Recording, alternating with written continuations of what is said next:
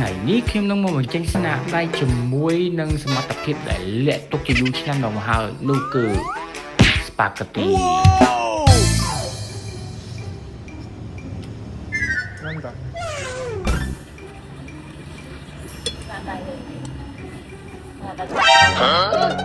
Bạn chef con ấy cái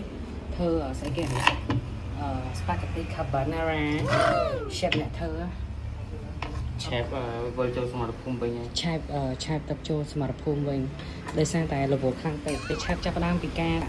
ខ្ទឹមសមានខ្ទឹមបារាំងមានផ្សិតមានbaconនេះ200ក្រាមសោះប៉ុណ្ណឹង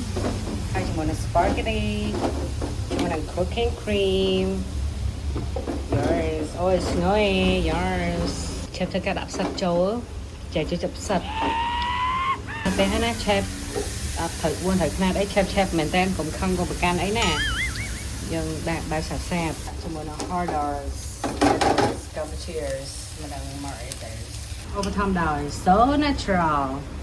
អ្វីដែលយើងមិនអាចខ្វះបានគឺអាហ្នឹង no rounds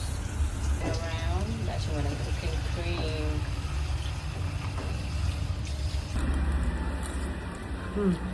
ឆ្ងាញ់ចាំមួយវិញ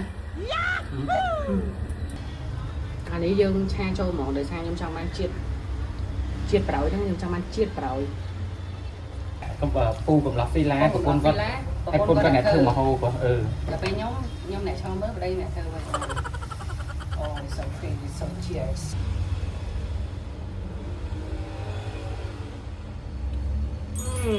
ប៉ាត់កាមលីងហើយសោះណា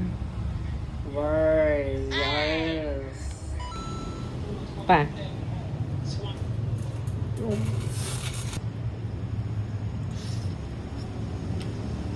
Nanda. ថតដល់ខ្ញុំថតទូរស័ព្ទថ្ងៃនេះខ្ញុំមកថតមុខដែរ so good ញ៉ាំអស់4-5ម៉ាត់តែមិនដឹងឃើញថត